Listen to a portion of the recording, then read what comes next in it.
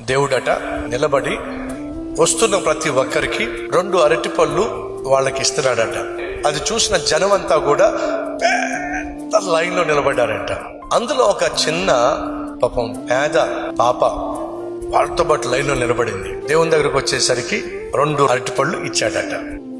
అరటిపళ్ళు తీసుకొని ఎంతో సంతోషంగా చూసుకుంటూ వెళ్తున్నప్పుడు మరి కాలు రాయికి తగిలిందో ఏమో, ముందుకు పడిందో ఏమో, 2 అరటిపళ్ళు వెళ్ళి ఆ మురుగుంట్లో పడిపోయినాయి. ఎంత బాధ అనిపించిందో.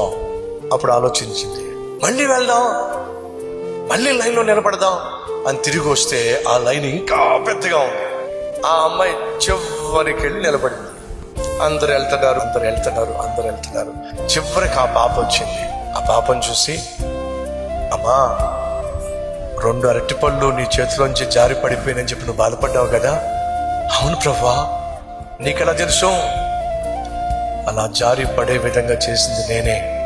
ఎందుకో తెలుసా? ఈ కంప నిండా ఉన్న అరటిపళ్ళు నీకు ఇవ్వాలని చెప్పి వాటిని నేను నీకు దూరము చేశా.